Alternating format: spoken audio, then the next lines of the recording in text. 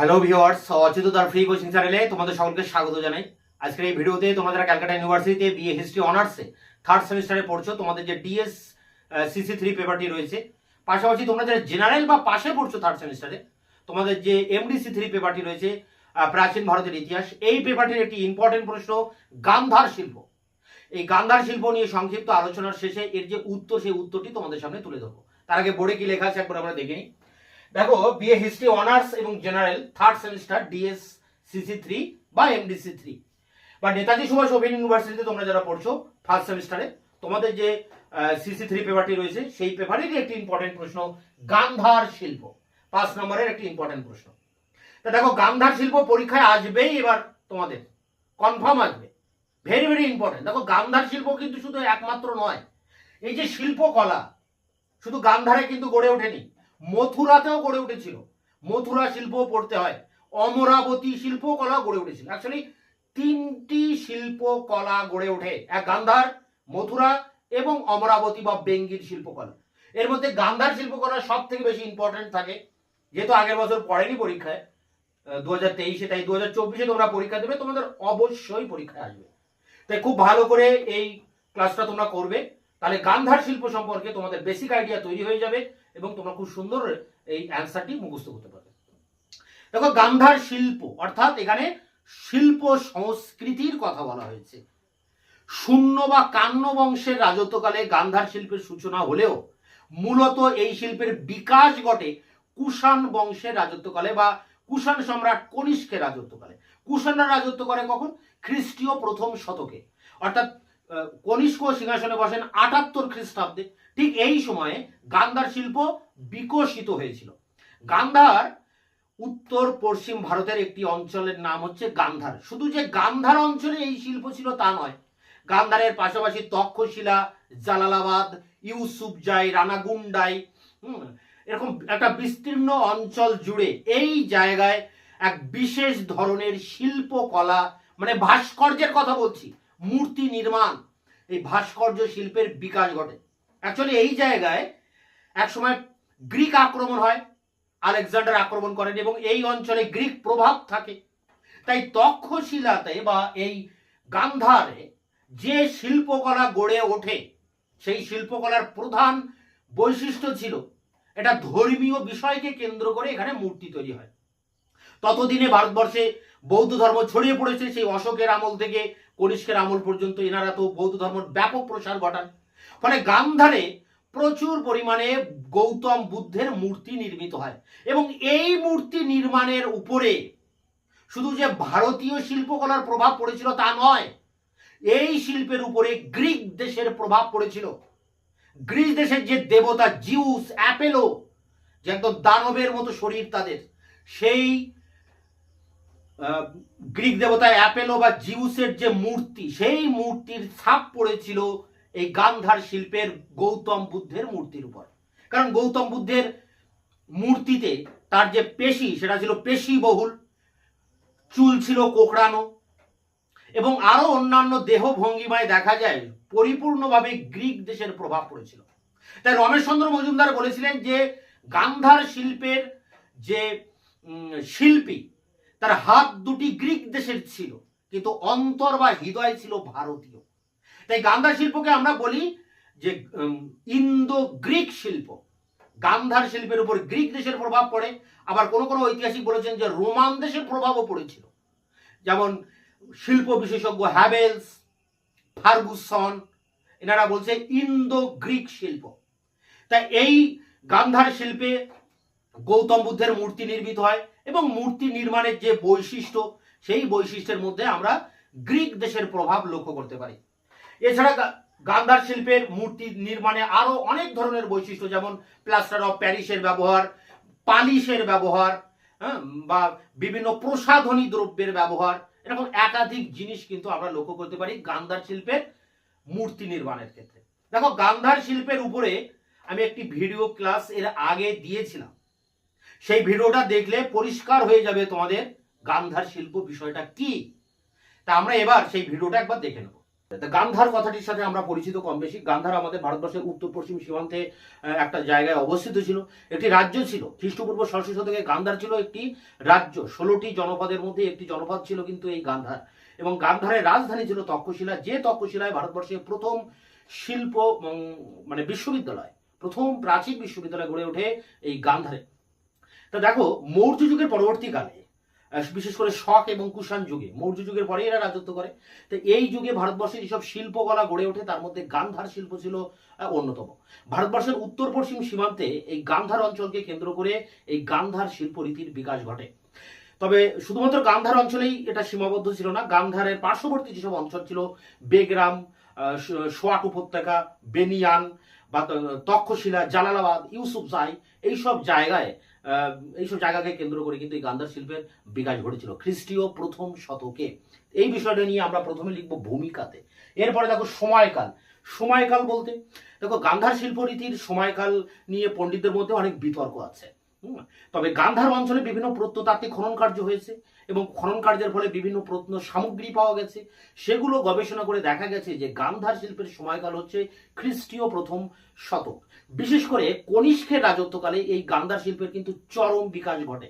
তাই ডক্টর নিহার রঞ্জন রায় তিনি বলছেন যে খ্রিস্টীয় প্রথম শতকে এই গান্ধার শিল্পের উত্থান হয় এবং পরবর্তী 400 বছর এই গান্ধার শিল্প কিন্তু টিকে ছিল। এই ছিল গান্ধার শিল্পের সময়কাল। এরপরে যে পয়েন্টটা আমরা দেখবো সেটা হচ্ছে বৈশিষ্ট্য। তা বৈশিষ্ট্য বলতে এক কথায় বলা যায় গান্ধার শিল্প হচ্ছে ভারতীয় এবং যে বৈদেশিক যে শিল্প মানে বিদেশি শিল্প এর সমন্বয়ে কিন্তু গঠিত। এই জন্য এখানে এই কথাটা বলা হয়েছে, এটা একটা পয়েন্ট, ভারতীয় এবং বিদেশি ধারার সংমিশ্রণ। বিদেশি ধারা বলতে সেই সময় কুষাণ যুগের পরবর্তীকালে গ্রিক দেশের প্রভাব পড়েছিল আমাদের ভারতবর্ষের উপর। কারণ অনেক ব্যাকট্রিয় গ্রিক রাজারা ভারতবর্ষে উত্তর পশ্চিম দিকের অঞ্চলে, সিন্ধু অঞ্চল, গান্ধার অঞ্চল তারা দখল করে নেয় এবং এই অঞ্চলে তারা রাজত্ব করে, যাদেরকে আমরা বলি ইন্দো গ্রিক রাজা। যেমন মিনান্দার ছিলেন বিখ্যাত, গন্ড ফার্নিস ছিলেন বিখ্যাত, হ্যাঁ, এরকম বিভিন্ন রাজার নাম আমরা জানি যাদের প্রভাব এসে পড়েছিল কিন্তু ভারতের উপর এবং ভারতের শিল্পকলার উপর।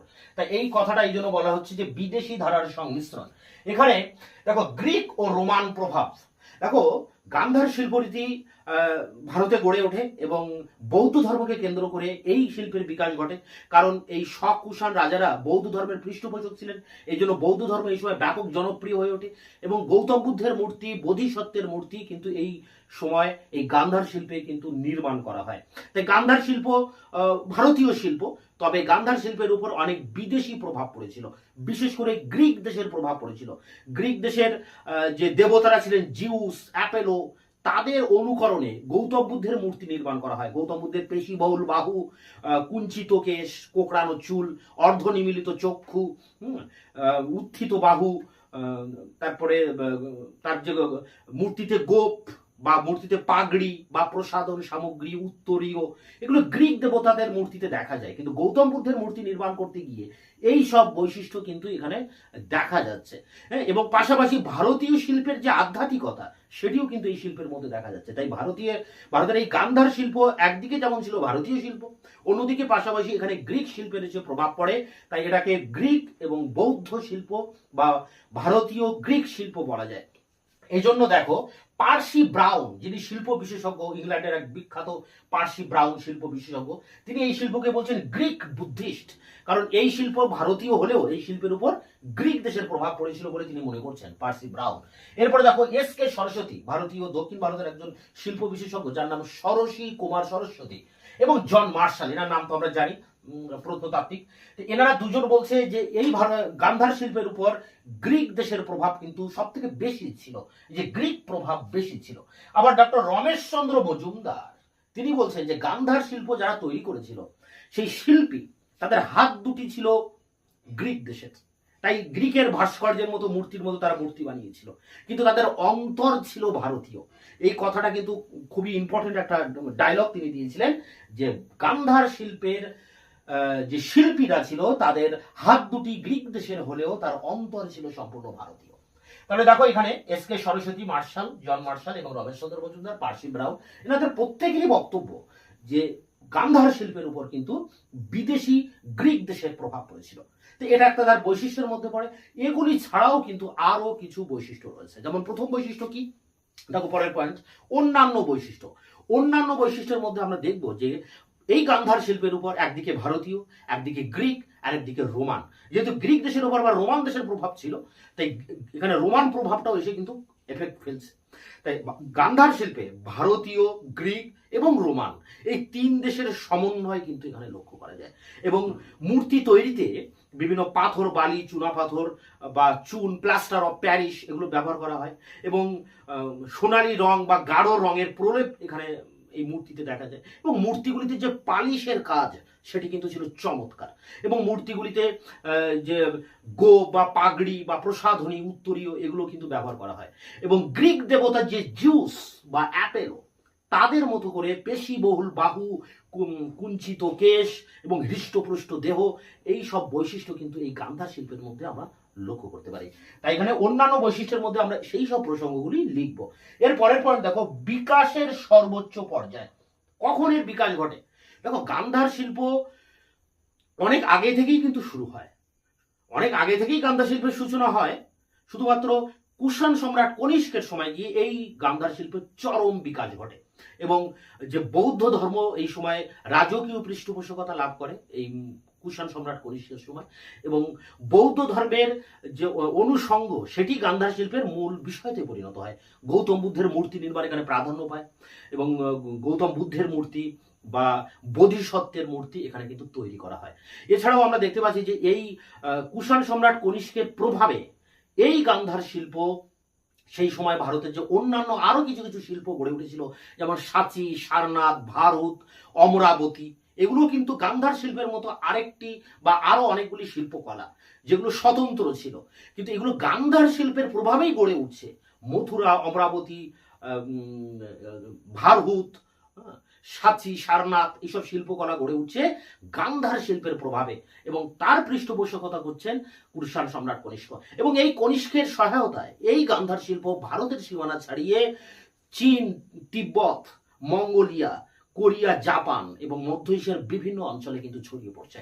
তা এটা ছিল তার সময়কাল। বিকাশের সর্বোচ্চ পর্যায়ে বলতে আমরা এখানে কনিষ্কের কথা বলতে পারি, কুষাণ সম্রাট কনিষ্কের কথা। এবার শেষে আসবো এর মূল্যায়ন প্রসঙ্গে। দেখো, মূল্যায়ন বলতে এই যে গান্ধার শিল্প সম্পূর্ণ ভারতীয় হলেও এই শিল্পের উপরে বিদেশি প্রভাব পড়েছিল।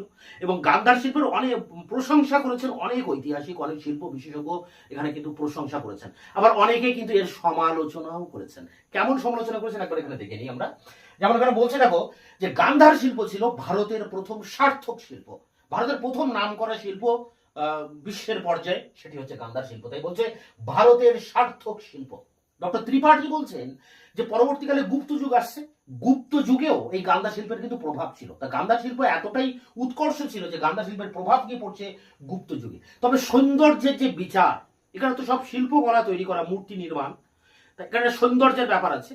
তো সেই সৌন্দর্যের বিচারে কিন্তু গান্ধার শিল্প ছিল নিম্নমানের, উচ্চমানের নয়। কারণ আমরা যদি ভারত বা সাঁচি বা সারনাথ এইসব শিল্পকলার সাথে যদি গান্ধার শিল্পের তুলনা করি কোয়ালিটির দিক দিয়ে, তাহলে আমরা দেখবো যে গান্ধার শিল্প কিন্তু ছিল নিম্নগামী, এর উপরে ছিল সেইগুলো। তা এটা ছিল সৌন্দর্যের বিচারে নিম্নমানের। এবার দেখো, ডক্টর ভিনসেন্ট স্মিথ, আমরা জানি তা বিখ্যাত ব্যক্তি, তিনি বলছেন যে গান্ধার শিল্প ছিল যান্ত্রিক, যান্ত্রিক এবং নিষ্প্রাণ। ভারতীয় শিল্পের যে আধ্যাত্মিকতা, যে নমনীয়তা, যে কমনীয়তা, সেটা কিন্তু এই শিল্পের মধ্যে ছিল না। তাই এই শিল্প ছিল যান্ত্রিক এবং নিষ্প্রাণ, এর কোনো প্রাণ ছিল না।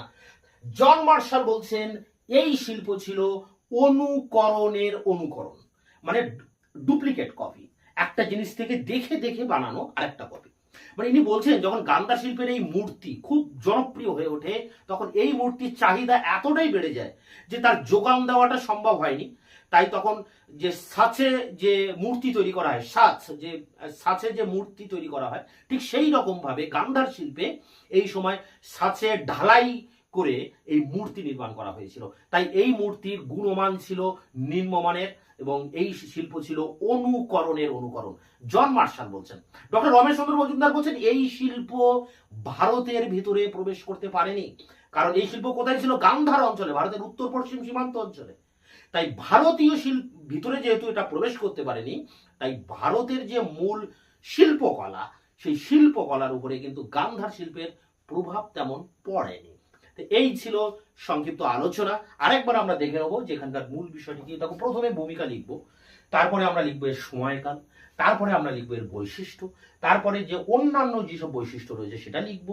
এখানে বৈশিষ্ট্য বলতে এখানে ভারতীয় বা এবং বিদেশি ধারার যে সংমিশ্রণ, গ্রিক দেশের প্রভাব এখানে পড়ছে। Percy Brown, S K Saraswati, Marshall এবং রমেশচন্দ্র মজুমদার সেই কথা বলছেন। এটা গ্রিক এবং বৌদ্ধ শিল্পকলা বা গ্রিক এবং ভারতীয় এবং রোমান শিল্পকলার সমন্বয়ে গঠিত, সেই বৈশিষ্ট্যটার কথা এখানে বলা হচ্ছে। এছাড়া অন্যান্য যেসব বৈশিষ্ট্য ছিল, যেমন এখানে গৌতম বুদ্ধের মূর্তির উপরে বৌদ্ধ ধর্মের যে দেবতাদের প্রভাব পড়েছিল, তাদের মতো পেশিবহুল বাহু বা কুঞ্চিত কেশ সেইভাবে তৈরি করা হচ্ছে, প্লাস্টার অফ প্যারিস দিয়ে চুন পাথর বালি দিয়ে তৈরি করা হচ্ছে এবং এখানে পালিশ করা হচ্ছে মূর্তিগুলোকে। এই সব অন্যান্য বৈশিষ্ট্যগুলো এখানে আমাদের মেনশন করতে হবে। বিকাশের সর্বোচ্চ পর্যায়ে অনেক আগে থেকেই এটা শুরু হলেও, মানে কুষাণ যুগের আগেও এই গান্ধার শিল্পের শুরু হলেও কুষাণ সম্রাট কনিষ্কের সময় গিয়ে এটা চরম আকার ধারণ করে। মথুরা, অমরাবতী, ভারত, সারনাথ, সাঁচি এইসব জায়গায় কিন্তু শিল্পকলা গড়ে ওঠে এই গান্ধার শিল্পের প্রভাবে। এবং ভারতের বাইরে চীন, তিব্বত, মালয়েশিয়া, মঙ্গোলিয়া, কোরিয়া, জাপানে এই শিল্প কিন্তু বিস্তার লাভ করছে কনিষ্কের সহায়তায়। এরপর আমরা মূল্যায়নও দেখবো যে ভারতের প্রথম সার্থক শিল্প ছিল এটি। এবং অনেক গবেষক, শিল্প সমালোচক এর মানে এর যেমন প্রশংসা করেছেন, আবার অন্যদিকে কিন্তু এর সমালোচনা করেছেন। কে কে সমালোচনা করেছেন? এখানে ভিনসেন্ট স্মিথ আছে, তিনি বলছেন এটা ছিল যান্ত্রিক এবং নিষ্প্রাণ, এখানে ভারতীয় আধ্যাত্মিকতা বা নমনীয়তা এখানে নেই। আবার জন মার্শাল বলছে এটি অনুকরণের অনুকরণ, কারণ যখন মূর্তির যখন ডিমান্ড বাড়ে তখন সাঁচাই মানে সাজ বা ঢালাইয়ের মাধ্যমে খুব দ্রুত মূর্তি তৈরি করা হয়, ফলে এর কোয়ালিটিটা নেমে গিয়েছিল। ডক্টর রমেশচন্দ্র মজুমদার বলছে ভারতের ভিতরে এই শিল্প প্রবেশ করতে পারেনি, তাই ভারতীয় শিল্পের উপর এই শিল্পের কোনো প্রভাব ছিল না। এই ছিল গান্ধার শিল্প নিয়ে সংক্ষিপ্ত আলোচনা। এই বিষয়গুলো নোটের ভিতরে 15 নম্বরে সেই নোটস তোমাদের পড়তে হবে। মূল বিষয়টা হচ্ছে এই মূল ফ্রেমটা এর উপরে বেস করে তোমরা এবার নোটসটাকে মুখস্থ করবে, যাতে তোমাদের বুঝতে সুবিধা হয়। তার জন্য আমার এই ভিডিও লেকচার ক্লাসের অবতারণা। এরপরে আমরা এই নোটসটা নিয়ে, যে নোটসটা তোমরা মুখস্থ করবে, সেই নোটসটা নিয়ে আমরা on line to line on স্ক্রিনে এবার আলোচনা করব। Third semi history honours DS CC 3 বা হিস্ট্রি জেনারেলদের জন্য এমডিসি 3, নেতাজি সুভাষ ওপেন ইউনিভার্সিটির জন্য সিসি 3। গান্ধার শিল্প সম্পর্কে টিকা লিখুন, মার্কস 5। মৌর্য পরবর্তী যুগে, বিশেষত শক কুষাণ যুগে ভারতে যে সমস্ত শিল্পরীতির বিকাশ ঘটেছিল তার মধ্যে সর্বাধিক উল্লেখযোগ্য হল গান্ধার শিল্পরীতি, গান্ধার আর্ট। ভারতের উত্তর পশ্চিম সীমান্ত অঞ্চল গান্ধারকে কেন্দ্র করে নগরহর, বামিয়ান, বেগ্রাম, সোয়াট উপত্যকা, তক্ষশিলা, জালালাবাদ, ইউসুফ জাই প্রভৃতি স্থানে এই শিল্পরীতির বিকাশ ঘটে। বিভিন্ন অঞ্চলে খনন কার্য থেকে প্রাপ্ত গান্ধার শিল্পের বিভিন্ন নিদর্শন পরীক্ষা করে জানা গেছে এগুলির সময়কাল খ্রিস্টপূর্ব 1ম শতাব্দী। কুষাণ সম্রাট কনিষ্কের আমলেই গান্ধার শিল্পের চরম বিকাশ ঘটেছিল বলে মনে করা হয়। ইতিহাসবিদ ডক্টর নিহার রঞ্জন রায় মনে করেন যে খ্রিস্টীয় 1ম শতাব্দীতে এই শিল্পের বিকাশ ঘটেছিল এবং পরবর্তী 400 বছর এই রীতি অস্তিত্বশীল ছিল। প্যারা করে দেখো, অধিকাংশ পণ্ডিত মনে করেন গান্ধার শিল্পরীতি ছিল সম্পূর্ণভাবে ভারতীয়। এই সময় বৌদ্ধ ধর্ম অত্যন্ত জনপ্রিয় হয়ে ওঠে, ফলে গান্ধার শিল্পে এই ধর্মীয় প্রভাব পড়েছিল। বুদ্ধ ও বোধিসত্ত্ব ছিলেন এই শিল্পের প্রধান বিষয়। তবে গান্ধার শিল্প রীতিতে গ্রিক রোমান শিল্পরীতির যথেষ্ট প্রভাব পড়েছিল। গৌতম বুদ্ধের মূর্তির কুঞ্চিত কেশ, পেশিবহুল বাহু, অর্ধনিমিলিত চক্ষু প্রভৃতিতে গ্রিক শিল্পরীতির যথেষ্ট প্রভাব দেখা যায়। বুদ্ধের মূর্তিতে গোপ, পাগড়ি, ভারী পোশাক প্রভৃতি ভারতীয় রীতির সঙ্গে সামঞ্জস্যপূর্ণ নয়। পার্সি ব্রাউন গান্ধার শিল্পকে গ্রিক বৌদ্ধ বা গ্রিক ও বুদ্ধিস্ট শিল্প বলে অভিহিত করেছেন। তার মতে গান্ধার শিল্পের বিষয়বস্তু হলেও এর শিল্পরীতি ছিল গ্রিক। ডক্টর রমেশচন্দ্র মজুমদার লিখেছেন যে গান্ধার শিল্পের হাত দুটি গ্রিক দেশের হলেও তার অন্তর ছিল সম্পূর্ণ ভারতীয়। প্যারা করে গান্ধার শিল্পের কয়েকটি বৈশিষ্ট্য লক্ষ্য করা যায়, যেমন গান্ধার শিল্প গ্রিক রোমান ভারতীয় শিল্পরীতি সমন্বয়ে গড়ে উঠেছিল। মূর্তি নির্মাণে পাথর, বালি, পোড়ামাটি, প্লাস্টার অফ প্যারিস, চুন প্রভৃতি ব্যবহার করা হতো। মূর্তিতে সোনালি বা অন্য কোনো রঙের গাঢ় প্রলেপ দেওয়া হতো। গৌতম বুদ্ধের মূর্তি নির্মাণে গ্রিক দেবতা অ্যাপোলো, জিউস প্রমুখের পেশিবহুল বাহু, কুঞ্চিত কেশ প্রভৃতির পাশাপাশি ভারতীয় আধ্যাত্মিকতার সমন্বয় লক্ষ্য করা যায়। মূর্তিতে দামি অলঙ্কার, প্রসাধন, উত্তরীয় প্রভৃতির ব্যবহার প্রচলিত ছিল। গান্ধার শিল্পে পালিশের কাজ ছিল উন্নত। কুষাণ যুগের পূর্বে গান্ধার শিল্পের সূচনা ঘটলেও কনিষ্কের আমলে এই শিল্পের দারুণ অগ্রগতি ঘটে। কনিষ্কের আমলে গান্ধার শিল্পের প্রভাবেই মথুরা, অমরাবতী, সাঁচি, সারনাথ, ভারহুত প্রভৃতি স্থানে শিল্প একটি পরিণত রূপ লাভ করে। এই শিল্পের প্রভাবে বৌদ্ধ সংস্কৃতির উৎকর্ষও বৃদ্ধি পায়। কনিষ্কের উদ্যোগে গান্ধার শিল্প ভারতের বাইরে চীন, তিব্বত, মঙ্গোলিয়া, জাপান, কোরিয়া, মধ্য এশিয়া প্রভৃতি স্থানে জনপ্রিয় হয়ে ওঠে।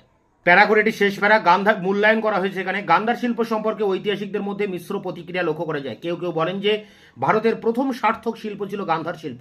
ডক্টর ত্রিপাঠী বলেছেন যে গুপ্ত যুগেও গান্ধার শিল্পের লক্ষণীয় প্রভাব ছিল, তবে সৌন্দর্যের বিচারে এই শিল্প সাঁচি বা ভারহুতের শিল্পের চেয়ে নিম্নমানের ছিল বলে মনে করা হয়। তাই ডক্টর ভিনসেন্ট স্মিথ বলেছেন যে গান্ধার শিল্প ছিল যান্ত্রিক ও নিষ্প্রাণ। ভারতীয় শিল্পের আধ্যাত্মিকতা এবং নমনীয়তাও এখানে লক্ষ্য করা যায়নি। স্যার জন মার্শাল বলেছেন যে গান্ধার শিল্প হলো অনুকরণের অনুকরণ। তার মতে মূর্তির চাহিদা বৃদ্ধির ফলে অনেকটা সাঁচের ঢালাইয়ের মতো করে যান্ত্রিকভাবে বুদ্ধমূর্তি নির্মিত হতে থাকে। ডক্টর রমেশচন্দ্র মজুমদার বলেছেন যে এই শিল্প ভারতের অভ্যন্তরে প্রবেশ করতে পারেনি, তাই ভারতীয় শিল্পে এর প্রভাব ছিল না বললেই চলে।